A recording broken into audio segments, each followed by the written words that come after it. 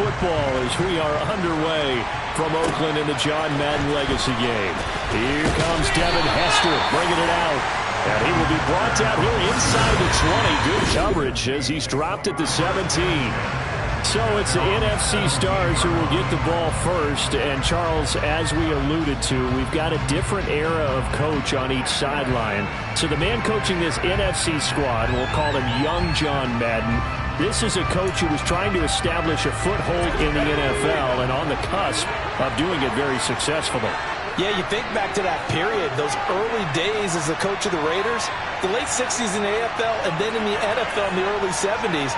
Coach was a guy who was ahead of his time.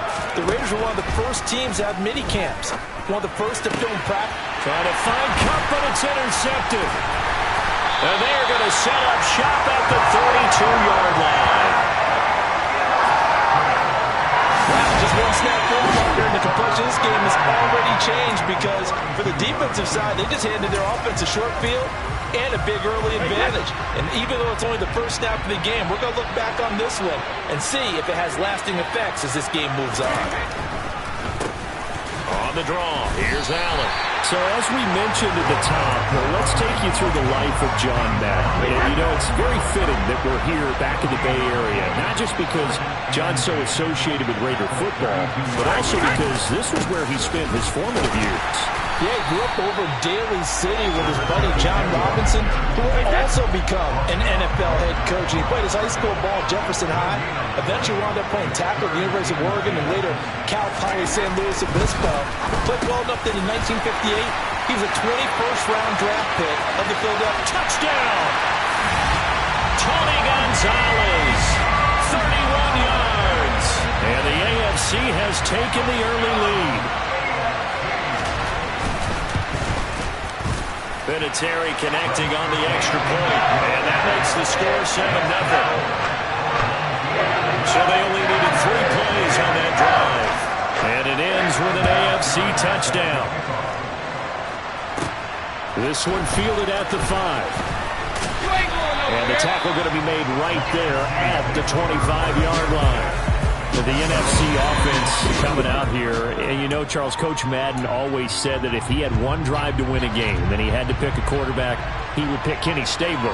But I think if you asked him to omit any of his Raiders players, there's a good chance the guy he'd select would be Brett Favre. Brett Favre is always smiling. He's always laughing. He's always talking to someone. He remembers that it's a game, and if it's a game, you should have fun. And, Brandon, that always reminds me of a great movie line where one of the players was telling the coach, every time I say it's a game, you say it's a business. And every time I say it's a business, you say it's a game. With Coach, it was always a game. But Charles, you mentioned Coach was a 21st-round draft pick back in 1958. It was the Philadelphia Eagles who selected him. But unfortunately for John, knee problems, they just continued to dog him. He was hurt in his first training camp, actually never saw the field as a player in the NFL.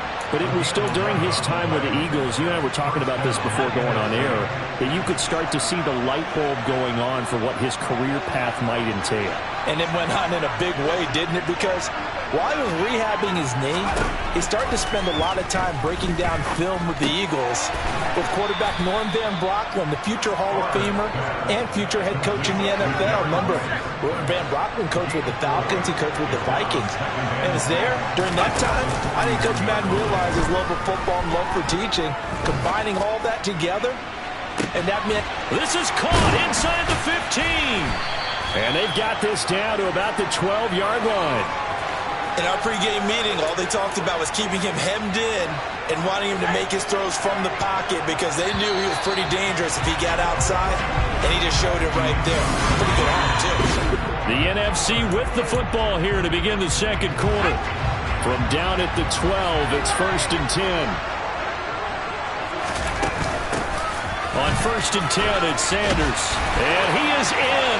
Touchdown NFC. A 12-yard touchdown run. And the NFC just an extra point away from tying up this game.